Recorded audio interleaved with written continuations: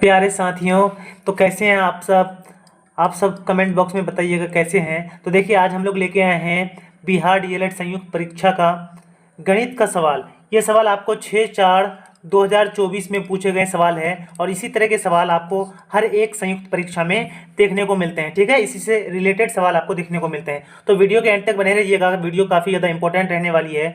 शुरू करते हैं पहले सवाल से। देखिए क्या है, निम्नलिखित में कौन सा युग्म सह अभाज्य है। देखिए, सह अभाज्य युग्म हम लोग उसे बोलते हैं जिस युग्म का मौसो मतलब क्या होता है, एचसीएफ एक होता है, उसे हम लोग सह अभाज्य कहते हैं। ठीक है, तो अगर ऑप्शन में देखें तो 15 और 20 का मौसो कितना हो जाएगा, 5 हो जाएगा, ये सह अभाज्य नहीं है। दूसरा देखते हैं 9 और 16 का, तो इसका मौसो कितना हो जाएगा, तो देखिएगा इसका मौसो 1 हो जाएगा, यानी यही ऑप्शन इसका सही हो जाएगा। ठीक है, यही ऑप्शन सही हो जाएगा।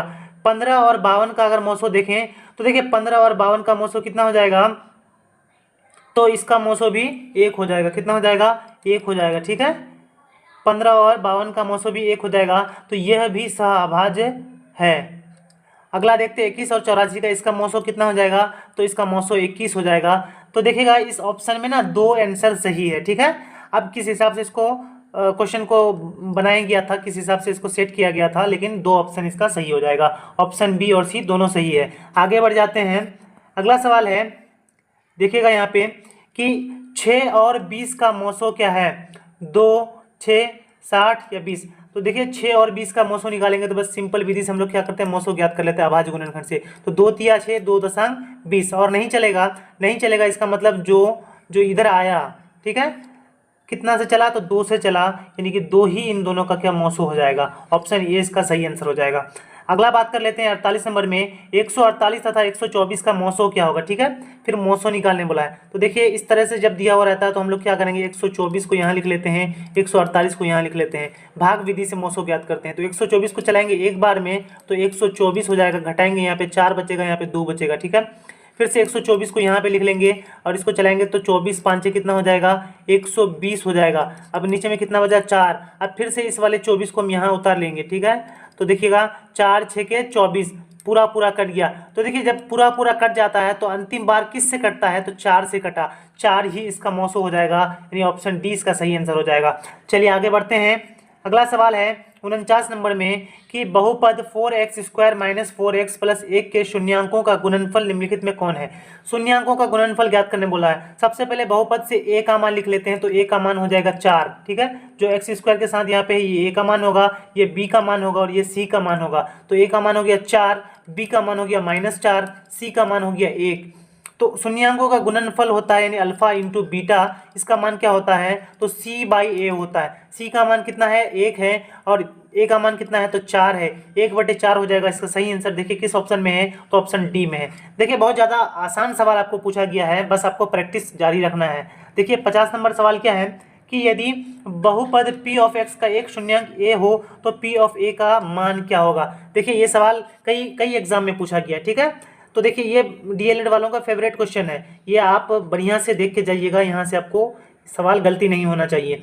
क्या बोला है कि p(x) का एक शून्यांक क्या है, तो एक शून्यांक a है, तो अगर p(a) लिखेंगे तो उसका मान क्या होगा। तो देखिए एक शून्यांक है यानी शून्यांक a है, तो इसी का मान जब रखेंगे तो p(a) का मान 0 आ जाएगा। कितना आ जाएगा, 0 आ जाएगा, जो कि ऑप्शन डी में है, 0 हो जाएगा। आगे बढ़ते हैं। देखिएगा ये सवाल क्या है, यदि बहुपद x² - 5x + k का एक शून्यांक 2 है तो k का मान निकालना है। एक शून्यांक दिया हुआ है। ठीक है, देखिए p(x) मान लेते हैं बहुपद को, तो क्या है, x² - 5x और प्लस k है। इसमें क्या करते हैं, जब p(2) रखते हैं तो इसका मान 0 आता है, यानी एक शून्यांक है। तो देखिए अगर p(2) रखते हैं इसमें p(x) में, तो जहाँ भी x है वहाँ पे हम लोग क्या रखेंगे, देखिए x² - 5x + k कर लेते हैं बराबर, ये क्या हो जाएगा, 0 हो जाएगा 2 का मान रखने से। तो 2 का मान रखिएगा, x के जगह में यहाँ पे 2 का स्क्वायर -5 गुना 2 और प्लस हो जाएगा k बराबर 0। तो 2 का स्क्वायर 4 - 10 प्लस k बराबर हो जाएगा 0। तो देखिए यहाँ पे जो है 4 है, -10, 4 - 10 हो जाएगा -6 प्लस k बराबर 0। जब k को उधर भेज देंगे तो k बराबर +6 हो जाएगा। क्या हो जाएगा, +6 हो जाएगा। देखिए किस ऑप्शन में है, तो ऑप्शन 20 का सही आंसर हो जाएगा। चलिए आगे बढ़ते हैं। 52 नंबर सवाल है, दिए गए आंकड़ों 6 6 9 8 x 6 3 4 का 8 का बहुलक 6 है तो x का मान कौन सा संभव नहीं है।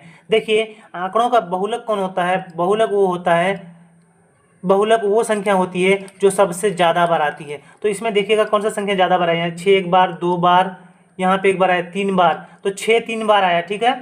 तो इसका बहुलक 6 है क्योंकि ये ज़्यादा बार आया है।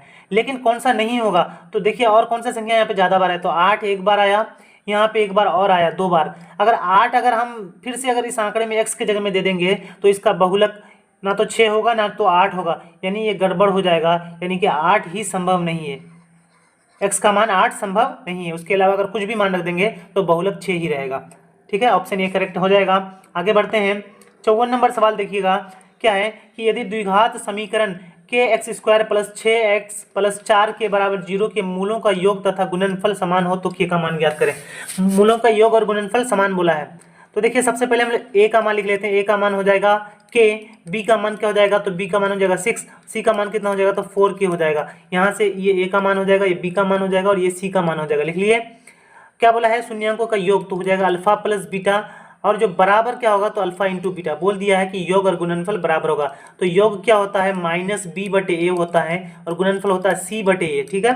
तो देखिए नीचे नीचे में ए आपस में कैंसिल हो जाएगा, तो -b का मान कितना है, 6 है, बराबर c का मान कितना है, तो 4k है। जब यहाँ पे अगर हम लोग कैंसिल कर देंगे तो ये 2 से यहाँ पे कटेगा, 2 बचेगा, ये भी 2 से अगर कटेगा तो यहाँ पे 3 बचेगा, तो k का मान कितना आ जाएगा, 2k बराबर -3 हो गया, तो k बराबर क्या हो जाएगा, -3/2 हो जाएगा। -3/2 k का मान कहाँ है, तो देखिएगा -3/2 ऑप्शन ए में है, -3/2 ऑप्शन ए इसका सही आंसर हो जाएगा। चलिए आगे बढ़ते हैं, यहाँ पे सवाल देखिएगा क्या बोला है कि एक फुटकर विक्रेता थोक विक्रेता से 40 कलम 35 कलम की निर्धारित दर पर खरीदता है। यदि फुटकर विक्रेता उन कलमों को 1% बट्टे पर बेचता है तो उसका प्रतिशत लाभ होगा। क्या होता है ना कि देखिए 40 कलम जब खरीदता है तो 36 कलम, मतलब 36 कलम खरीदता है तो 40 कलम मिलता है। कितना मिलता है, 40 कलम मिलता है। यानी कि अगर हम लोग माने कि प्रत्येक कलम का दाम 1 रुपया है, कितना है, प्रति कलम का दाम अगर 1 रुपया है तो 36 कलम खरीदता है, यानी 36 रुपये का अगर कलम खरीदता है तो कितना कलम मिलता है, 40 कलम मिलता है, ठीक है। लेकिन बोला है कि वह कलमों को 1% बट्टे पर बेचता है, तो एक कलम का दाम 1 रुपया है, अगर 1% का बट्टे में बेचेगा तो बेचने का जो यानी सेलिंग प्राइस जो होगा, सेलिंग प्राइस वो क्या हो जाएगा, तो 0.99 रुपीज़ हो जाएगा, क्योंकि 1% का बट्टा देता है। कलम का दाम कितना 1 रुपया है और 1% का बट्टा देता है तो 0.99 रुपये में बेचता है। तो कितना कलम कुल बेचेगा, तो कुल 40 कलम बेचेगा। 40 कलमों को हम लोग अगर यहाँ पे सेलिंग प्राइस निकालते हैं तो इसको जब गुना कीजिएगा तो कितना आ जाएगा, तो हो जाएगा 39.60 रुपया हो जाएगा, ठीक है। 39.60 रुपये में कलमों को बेचता है, लेकिन खरीदता कितने में है, तो 36 रुपये में ही खरीदता है।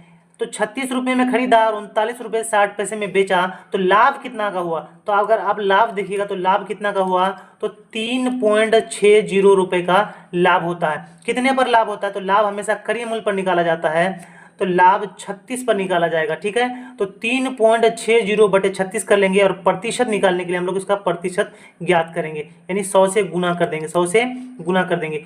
जब यहाँ का पॉइंट हटेगा तो नीचे में कितना आ जाएगा, 100 आ जाएगा, ठीक है। ये 100 आपस में कैंसिल हो जाएगा, 36 दशमलव कितना हो जाएगा, 360। तो लाभ कितना आया, तो लाभ बराबर आया 10% का। कितना प्रतिशत का लाभ आया, 10% का लाभ आया। देखिएगा किस ऑप्शन में है, तो ऑप्शन ए में है, ऑप्शन ए इसका सही आंसर हो जाएगा। देखिए आगे बढ़ते हैं, 56 नंबर सवाल है, किसी व्यापारी के सामानों का अंकित मूल्य उसके क्रय मूल्य से 30% अधिक है, वह अपने ग्राहकों को अंकित मूल्य पर 10% का बट्टा देता है, तो उसे कितने प्रतिशत लाभ हुआ।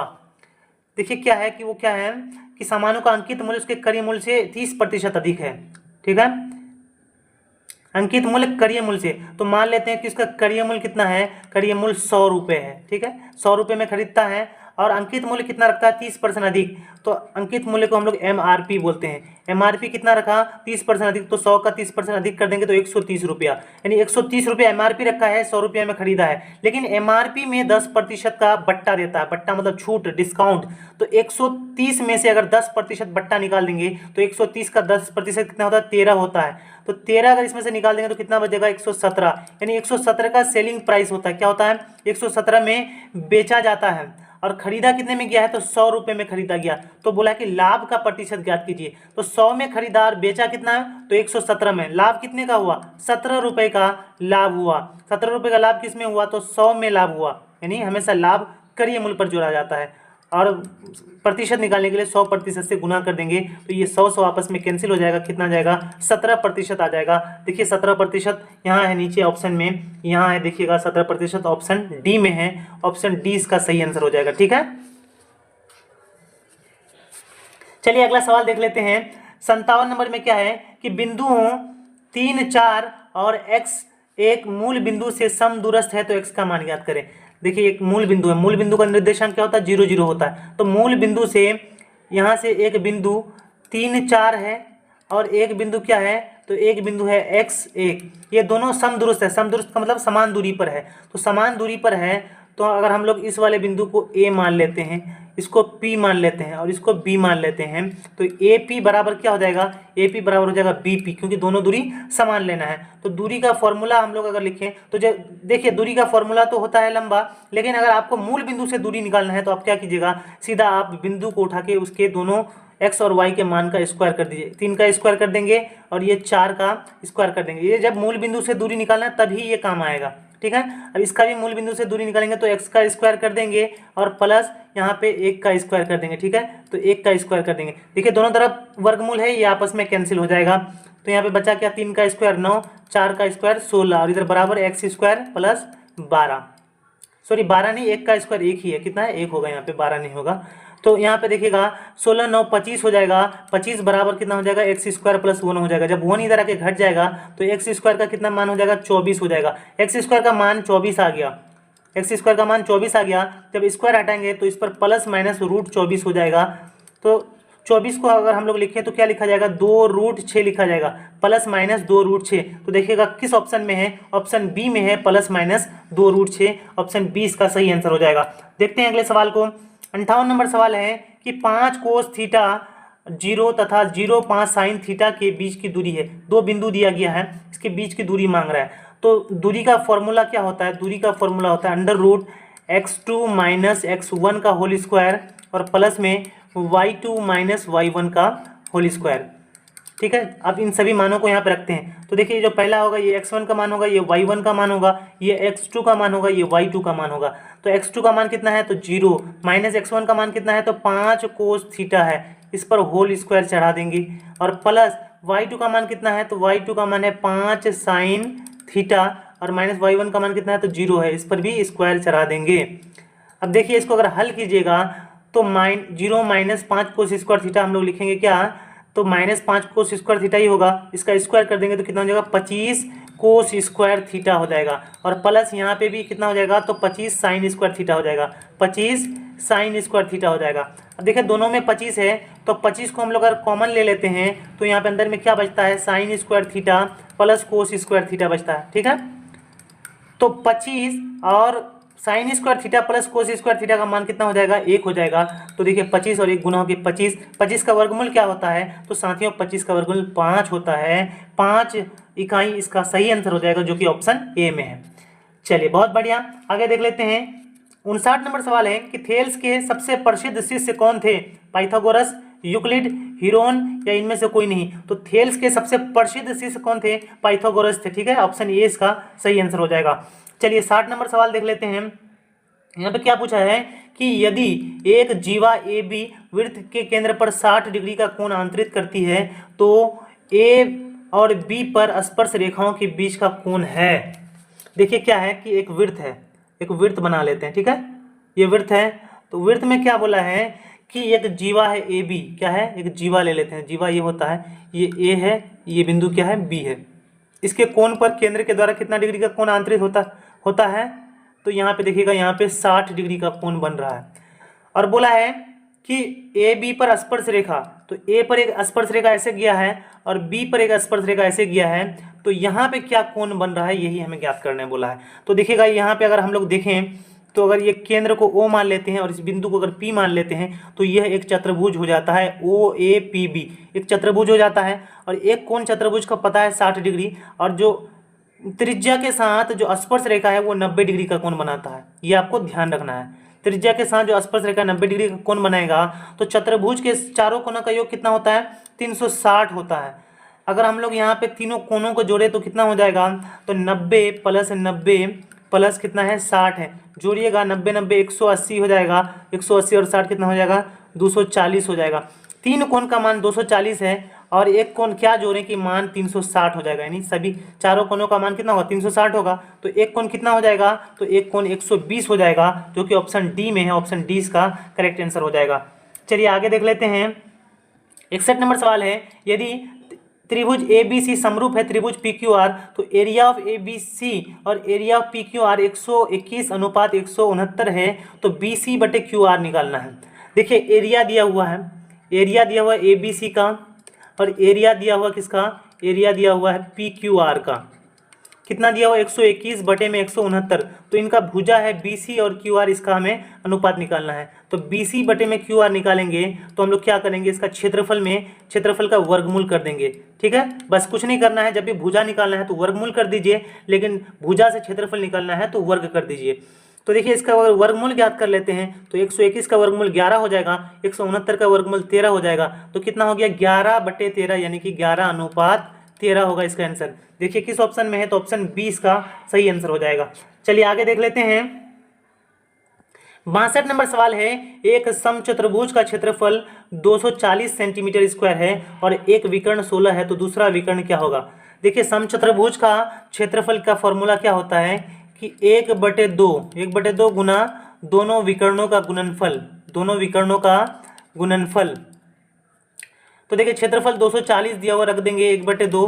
पहला विकर्ण कितना दिया 16, दूसरा विकर्ण को हम लोग x मान लेते हैं, नहीं पता है। ठीक है, तो देखिए ये 2 से अगर 16 को विभाजित करते हैं 8 हो जाएगा, तो 240 बराबर कितना हो गया 8x हो गया। 8 से अगर 240 को काटते हैं 8 या 24 कितना आया 30 आया, x का मान कितना आ गया 30, यानी जो दूसरा विकर्ण होगा वो कितना होगा, तो दूसरा विकर्ण 30 सेंटीमीटर हो जाएगा। ऑप्शन सी इसका सही आंसर हो जाएगा। बस आपको फॉर्मूला याद रखना है कि समचतुर्भुज का क्षेत्रफल क्या होता है, तो 1/2 गुना दोनों विकर्णों का गुणनफल होता है। फॉर्मूला याद रहेगा तो आप आसानी से बना लेंगे।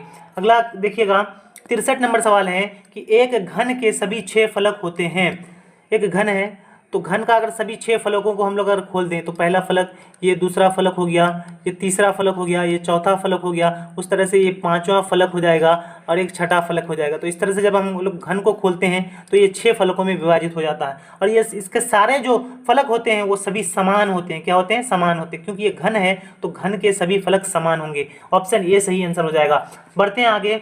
64 नंबर सवाल है कि नीचे के चित्र को देखें और निम्नलिखित में गलत विकल्प को चुनें। गलत कौन होगा, तो देखिए यहाँ पे बोला है कि कोण 3 और कोण 7 संगत कोण है। कोण 3 देखिएगा, कोण 3 यहाँ है और कोण 7 यहाँ है, तो देखिए ये संगत कोण है, ये बात बिल्कुल सही है। ऑप्शन ए तो सही है। अब ऑप्शन बी को देख लेते हैं। ऑप्शन बी में क्या बोला है कि कोण 2, कोण 3, कोण 5 और कोण 8 आंतरिक कोण है। देखिएगा कोण 2 और कोण 3, कोण 2 यहाँ है, देखिएगा कोण 2 यहाँ है, कोण 2 ये वाला हो गया, कोण 3 ये वाला हो गया, कोण 5 हो गया, कोण ये 8 हो गया। बोला है कि आंतरिक कोण है, तो क्या ये सही है, बिल्कुल सही है, ये आंतरिक कोण है। बी नंबर भी सही है, लेकिन हमें गलत पहचान करने बोला है। सी नंबर क्या बोला है कि कोण 5 कोण 7 सम्मुख कोण है। कोण 5 और कोण 7 को अगर देखते हैं तो देखिए कोण 5 यहाँ पे है और कोण 7 यहाँ पे एक दूसरे के मुखामुखी में है, यानी कि सम्मुख कोण है, बिल्कुल सही है ये भी।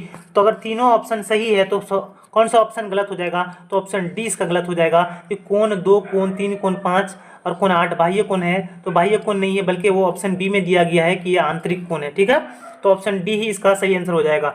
अगला सवाल देख लेते हैं। इस सेशन का अंतिम सवाल है कि n संख्याओं का माध्य x है तथा प्रत्येक संख्या में k से गुना करने पर नया माध्य क्या होगा। तो देखिए n संख्याओं का अगर माध्य कितना आया है, माध्य x आया है, और सभी संख्याओं में अगर k का गुना कर देते हैं तो माध्य भी जो है वो भी k गुना हो जाएगा। क्या हो जाएगा, तो माध्य भी k गुना हो जाएगा, यानी माध्य क्या हो जाएगा, kx हो जाएगा, जो कि ऑप्शन ए में है। ऑप्शन ए सही हो जाएगा। तो देखिए इस तरह से आज के वीडियो में हम लोगों ने कितना सवाल देखा, तो कुल 20 सवाल देखा। ठीक है, 20 सवाल देखा। हालांकि आपके सेट में 25 सवाल देखने को मिलते हैं, लेकिन हम लोगों ने आज 20 को देखा है और काफ़ी ज़्यादा इंपॉर्टेंट है। इसी तरह के आपके सवाल आपको देखने को मिलते हैं एग्जाम में, तो तैयारी आप बरकरार रखिएगा और आप हमारे और भी वीडियोस को देख सकते हैं जो हमने चैनल पर ऑलरेडी अपलोड करके रखे हैं। ठीक है, हमारे साथ जुड़ जाइए, अपनी तैयारी को पूरा कीजिए। Thank you. जय हिंद, जय भारत।